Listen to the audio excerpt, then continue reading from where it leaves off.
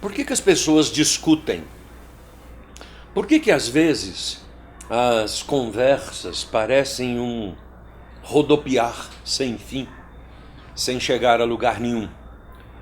Por que muitas vezes as nossas relações dialogais são infrutíferas?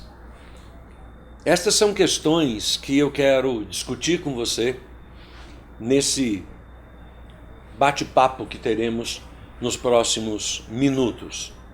A complexidade das conversas e os resultados. Fique comigo.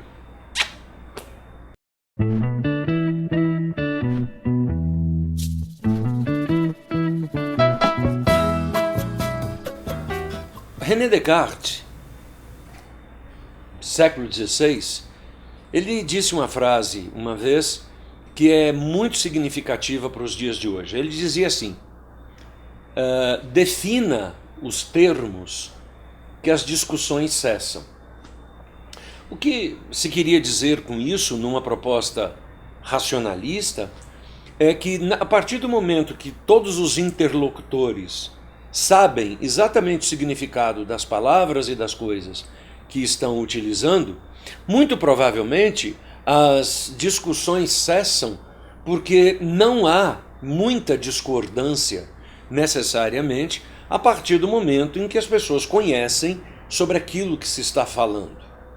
E aí você passa a conversar ou a refletir mais efetivamente sobre a construção dos conteúdos do que muito provavelmente pela construção da significância prévia dos conteúdos, né?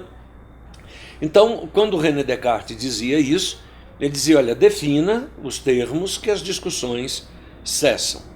Por outro lado, você descobre que ao longo da história da humanidade, conversar tem sido um grande desafio na questão da expressão dos nossos valores e das nossas percepções de realidade e do modo como a gente percebe as coisas e gera assunto para que as relações aconteçam e se mantenham.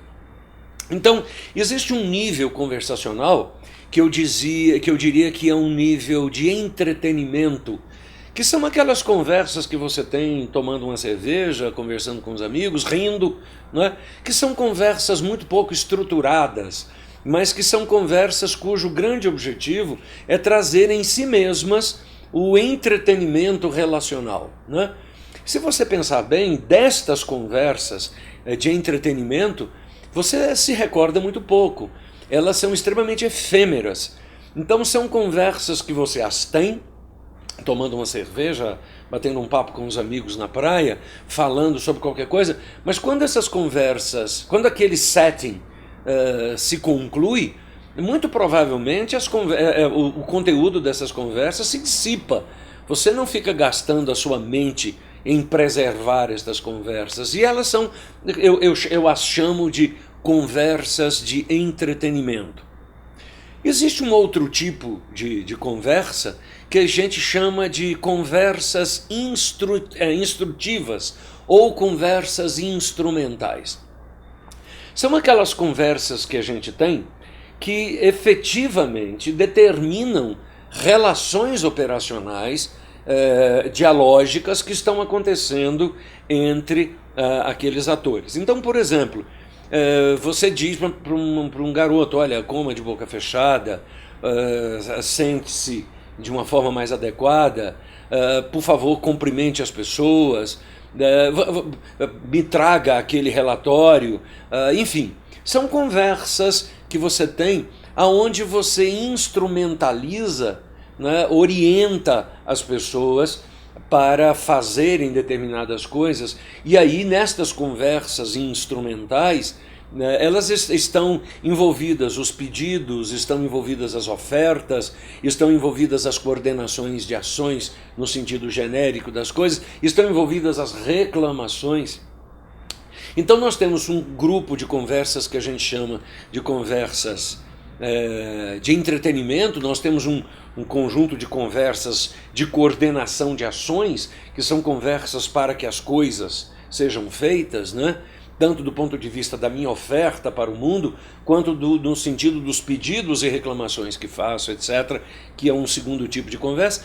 Mas tem um terceiro tipo de conversa que eu chamo de conversas nutritivas, que são as conversas que fazem com que a gente reflita sobre a natureza da nossa vida, sobre a nossa cosmovisão, sobre os nossos princípios éticos, os nossos princípios morais, os nossos princípios de valores e que regem a nossa aprendizagem enquanto membros de uma sociedade organizada e complexa na qual a gente tem que conviver com um pouco dessas disparidades entre as pessoas. E é nessas conversas nutritivas que muitas vezes a gente se exaspera, a gente discute naquele sentido de que dois diferentes observadores estão falando a mesma coisa e por não conseguirem escutar efetivamente um ao outro, eles acabam discutindo sobre a mesma coisa e passam horas a fio numa dialogação. Essa palavra não existe, vamos criá-la agora, né? Numa dialogação complexa e que acaba não chegando em lugar nenhum. Então, são 3 grandes níveis em que estas conversas acontecem. A primeira delas é o que eu chamo de percepção estética. A segunda é o que eu chamo de gosto artístico. E a terceira é o que eu chamo de distinções de mercado. Então, percepção estética, gosto artístico e distinções de mercado. Por que esses 3 elementos são importantes para nós orientarmos uma conversa nutritiva? Porque pelo seguinte, veja, quando eu falo de percepção estética, eu estou me referindo ao conjunto de informações que o observador tem, e não só da informação, mas como da sua formação acerca do objeto ao qual ele está se referindo. Então, imagine que por percepção estética é a capacidade que o observador tem de conhecer de forma efetiva as normas, os critérios, os paradigmas daquela sua área de conhecimento, de valor, ou da qual ele está discutindo. Por exemplo, quando eu falo de percepção estética na arte, eu estou falando da capacidade que aquele observador tem de conhecer a técnica artística utilizada, de conhecer a história da arte, de conhecer, enfim, de ter informação e conhecimento sobre os elementos que constituem aquele objeto sobre o qual está se falando. Então isso nós chamamos de percepção estética.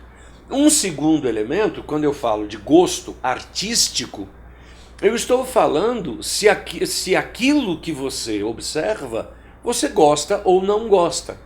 E essa questão do gosto artístico, ela é de foro íntimo. Então, eu gosto ou não gosto de determinadas coisas por razões subjetivas da minha própria concepção enquanto ser humano. E o terceiro elemento, que são as dimensões de mercado, eu começo a perceber o impacto que aquele objeto, que aquele tema que nós estamos discutindo tem na sociedade organizada como um tal, né? Então, a isso chamamos dimensões de mercado. Deixe-me dar um exemplo a você que explica de uma forma mais ilustrativa todo esse conjunto. Eu estava no Louvre, em Paris, certa vez, agora, a questão de 1 ano e meio, e observando num dia de extrema sorte, o Louvre, pasmem, estava vazio nesse dia, e eu estava observando Mona Lisa, já o tinha feito por diversas outras ocasiões, e nesse dia, como o Louvre estava vazio, eu me dediquei a observar um pouco mais as pessoas que adentravam o salão onde está a Mona Lisa para observar a Mona Lisa. Nisso, aparece uma família com 5 pessoas, o pai, a mãe e 3 filhos.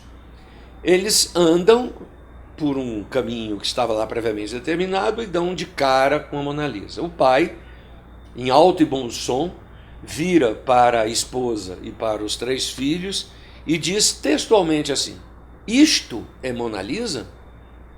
Para mim não vale nada, não daria $10 por ela. Que decepção! E sai. E a mãe, a esposa e os filhos o acompanham após essa declaração bombástica, né? O que aconteceu aí? Vamos analisar este fenômeno a partir desses 3 elementos que eu lhes apresentei: percepção estética, gosto artístico e dimensão de mercado.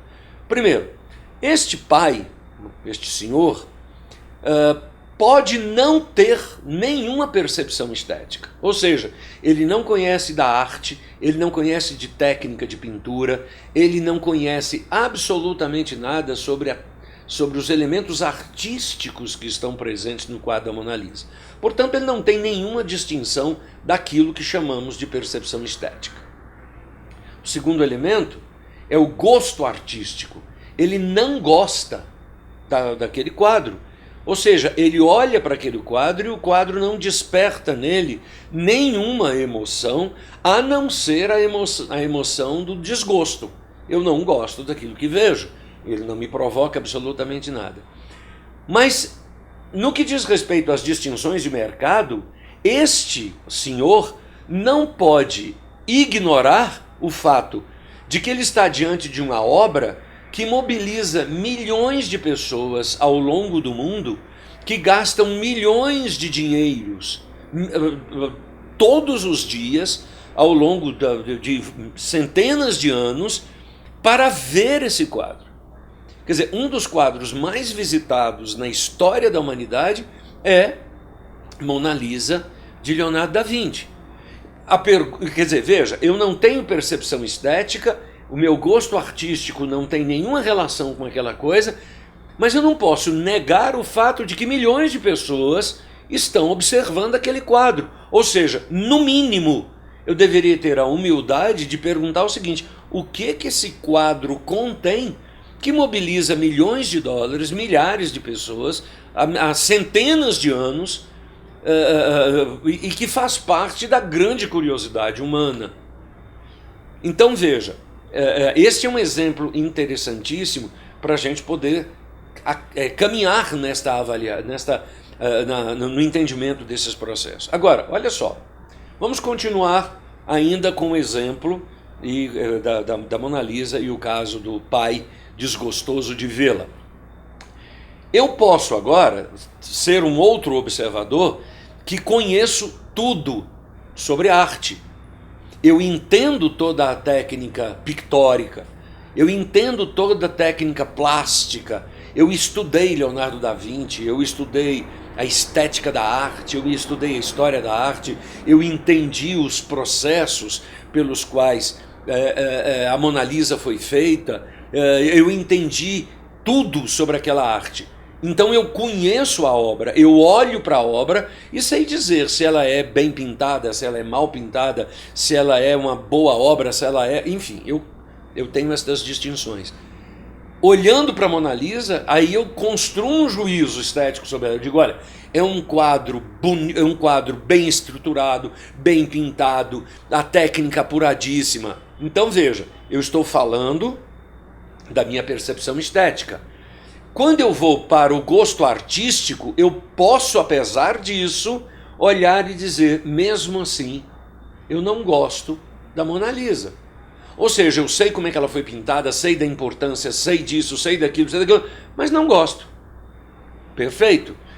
E além disso, eu reconheço que existe uma permeação mercadológica, portanto a permeação no mercado da imagem da Mona Lisa, que é uma segunda abordagem. A terceira abordagem é, eu conheço a arte, e por causa disso eu admiro a Mona Lisa, gosto da Mona Lisa, eu olho para ela e gosto do que vejo, e tenho a percepção de mercado de que ela é uma obra mundialmente reconhecida. Então, se você usa esses 3 critérios, isso facilita muito a sua discussão sobre qualquer coisa. Você quer ver um outro exemplo muito contextualizado para a nossa cultura, né? E aí eu digo respeito a mim mesmo. Por exemplo, eu não tenho nenhuma filiação com times de futebol. Eu não gosto de futebol. Mas eu não posso negar que o futebol é uma das expressões da nossa cultura. Então, quando eu vejo centenas de milhares de pessoas reunidos num estádio vendo um Fla-Flu, repare só, eu reconheço a importância dessa partida, Flamengo-Fluminense, porque existe uma paixão nacional que mobiliza milhões de pessoas em torno desse tema chamado futebol. Então eu não posso negar que essa partida Fla-Flu seja uma partida significativa. Mas, então, isso são distinções de mercado. Segundo, no que diz respeito à percepção, ao gosto artístico, eu não gosto de futebol. Então não há nada, embora seja importante, que me atrai no futebol. E eu não tenho nenhuma percepção estética, quer dizer, eu não conheço futebol. Eu não saberia dizer se as pessoas gostam ou não gostam, jogam ou não jogam bem. Então veja você, esse exemplo que eu dei para o futebol pode nos levar a quase todas as outras reflexões. Então, por exemplo, recentemente eu vi presenciei num determinado local dois casais tendo uma acirrada discussão sobre questões religiosas que envolviam a Bíblia e outros elementos religiosos aí presentes. E a discussão estava acalorada. E eu comecei a analisar isto sob a perspectiva desses 3 pontos, né? Então, veja só. Primeiro, eu tenho uma percepção, eu tenho distinções estéticas, percepções estéticas, acerca daquele fenômeno religioso que eu estou estudando, né? Eu conheço, por exemplo, religião, né? Estudei religião, estudei as manifestações religiosas, portanto, eu olho para o cristianismo, para o budismo, ou seja, para qualquer expressão religiosa. Por hipótese, imagine que eu conheça teológica e filosoficamente essas religiões, né? Eu opto agora por ser, digamos, presbiteriano ou ser evangélico. Repare, eu conheço, tenho percepções estéticas, e tenho o gosto artístico por uma determinada manifestação religiosa. E não posso negar que todas as outras percepções religiosas, mesmo aquelas que eu não gosto, têm uma grande representatividade de mercado. Então, reconhecer que determinada religião tem representatividade de mercado não significa desqualificar uma para qualificar outra, ou simplesmente validar uma ou validar outra. Não é essa a questão. É eu entender que nesse universo mundial de 7 bilhões, quase 7 bilhões e meio de pessoas, existem manifestações de mercado para quase todas as apreciações religiosas que existem.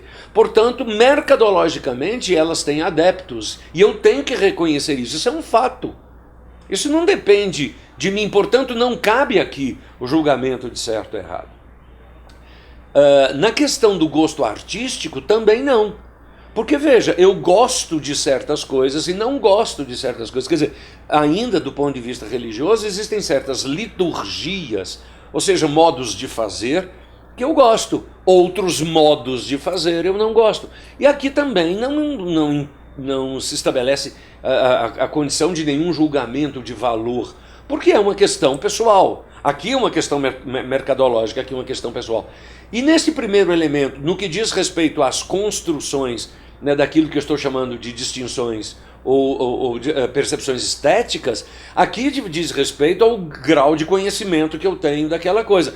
Também diz respeito ao volume de informação e de formação que eu tenho. O que me faz dizer que eu conheço tal coisa, mas não conheço outra coisa. E eu aceito aquilo que eu conheço. Entende? Então veja, percepção estética, gosto artístico e distinções de mercado, se eu tenho essas 3 coisas claramente na minha forma de percepção da realidade, você vai descobrir que as minhas conversas se tornam muito mais nutritivas. Então, por exemplo, muitas vezes o meu gosto artístico, ele não é favorável a determinada distinção de mercado, porque me falta a percepção estética. Então, muitas vezes, uma pessoa, quando me diz assim, Homero, eu não gosto de música clássica, gosto artístico, esta pessoa o faz porque ela não tem formação estética suficiente para poder fazer um juízo sobre isso. E o que a gente tem percebido nas conversas nutritivas é que muitas vezes o não gostar é decorrência da ignorância da percepção estética. Então o que a gente faz? Quando eu tenho essa distinção na minha cabeça, eu descubro que eu não gosto de alguma coisa, eu preciso primeiro perguntar o seguinte: eu não gosto porque eu sou ignorante com relação à percepção estética, ou eu não gosto porque, conhecendo a percepção estética, eu agora não opto por aquilo, né? E agora, não posso negar em nenhum momento de que existe volume mercadológico suficiente.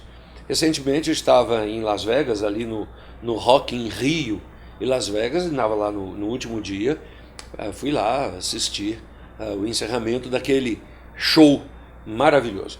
A produção do show é fantástica, a mobilização do show é fantástica. Então, milhares de pessoas estavam ali. Eu não posso negar as distinções de mercado. Agora, se você me pergunta se eu gosto daquele tipo de música, não. Agora, eu conheço eu conheço rock and roll, eu conheço samba, eu conheço a estrutura da música, eu conheço a história da música, eu conheço essa história da arte, eu conheço um pouco de onde vem a música clássica, como é que ela se fundamentou nos seus diversos matizes, nos seus diversos atores. Então veja, embora conheça, eu não gosto, mas não posso negar a sua representatividade mercadológica.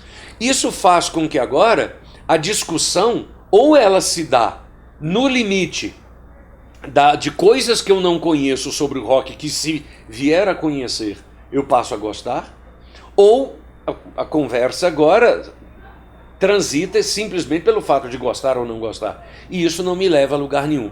Portanto, se eu estou interessado em mudar o meu gosto, eu preciso aprofundar o meu conhecimento. Mas mesmo assim, aprofundando o conhecimento, isso não é garantia suficiente para que eu mude o meu gostar. Em outras palavras, eu posso aprofundar indefinidamente o meu conhecimento sobre determinada coisa e continuar não gostando dela, embora não possa negar a sua realidade de mercado. Então eu quero deixar isso com você como uma forma de você refletir sobre a natureza das suas conversas nutritivas, para que elas se tornem conversas que te nutrem e não conversas que lhe desgastem. Resumindo, todas as pessoas podem gostar ou não. Isso é um direito que você tem e não cabe sobre isso juízo meu. Eu não posso lhe forçar a gostar ou não gostar de coisa alguma. Agora, você deve ser responsável por ter formação e informação acerca das coisas que você conversa. Porque se você tem formação e informação sobre as coisas que você conversa, você me ajuda naquilo que eu não sei. E isso pode alterar o meu gosto artístico. Agora lembre-se, essa alteração é de foro íntimo. E em terceiro lugar, eu preciso perceber que existe uma representatividade de mercado. Essa representatividade é infinitamente maior do que aquilo que eu sei ou não sei, do que aquilo que eu gosto ou não gosto. É uma circunstância de mercado, né? Esses tempos atrás eu conversava com um amigo sobre esse tema, e nós discutimos o seguinte, e eu refletia com ele sobre o seguinte aspecto. Por exemplo, existe um conjunto de músicas que hoje se veicula no mercado nacional, que são músicas que eu não gosto. Portanto, fazem parte daquele segundo elemento, do gosto artístico, eu simplesmente não gosto. Conheço aquelas músicas? Conheço. Há uma representatividade de mercado? Sim, vende-se milhões de discos daquelas músicas que eu não gosto. Agora, quando você submete essas músicas aos critérios técnicos de elaboração de uma música enquanto arte, você descobre que elas deixam muito a desejar do ponto de vista da construção estética. Ou seja, elas não atendem aos princípios normativos da estética, mas são populares. Isso as invalida de hipótese alguma, mas as tira da qualificação de uma música um pouco mais elaborada, de uma música um pouco mais erudita. Aí, isso você diz respeito, por exemplo, à literatura. Portanto, eu diria para você, não existem livros ruins e livros bons. Existem livros mal escritos e livros bem escritos. Então, nessa questão dos livros, né, que não existem livros bons nem ruins, os livros mal escritos e bem escritos, isso diz respeito a quase todos os assuntos com os quais nós lidamos no nosso dia a dia. Qual é o desafio nosso? É você perceber uma coisa bem interessante. Existem coisas populares que são esteticamente ruins. E existem pessoas que gostam ou não gostam destas coisas, do ponto de vista do seu gosto artístico.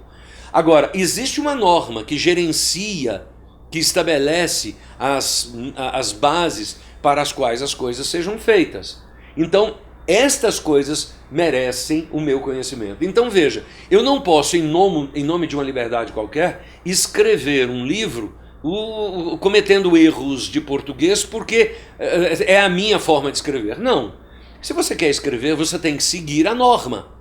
Essa norma é dinâmica com relação ao tempo? Sim, mas diz respeito às chamadas percepções estéticas. Quem é que escreve melhor do ponto de vista da forma? Quem conhece melhor a forma. Isso é garantia de que as pessoas vão gostar? Não. Isso é garantia de que há mercado? Também não. Tanto é que existe muita coisa bem escrita que não tem representação de mercado. Existe música bem composta, bem elaborada, bem executada e que não tem repercussão de mercado. Algumas pessoas gostam, outras não. Então, o que a gente precisa entender é que se eu tenho discernimento destas três coisas, eu consigo agora interagir-me com você numa conversa em que eu começo a me nutrir daquilo que você sabe que eu não sei. E eu começo a lhe nutrir daquilo que eu sei e que você não sabe. E esse processo de nutrição poderá alterar o nosso gosto sobre as coisas. Isso é desenvolver, isso é mudar, isso é crescer, isso é aprender. Isso vai ter repercussão de mercado para nós? Pode ser que sim, pode ser que não, mas aí já não é mais um nível de controle nosso, mas um nível de percepção da realidade. Fique com isso. Percepção estética, gosto artístico, dimensões de mercado. Essas três coisas caracterizam de forma mais efetiva as conversas nutritivas, que são aquelas conversas que nos tornam melhores nas nossas relações. Fique com isso. Um beijo.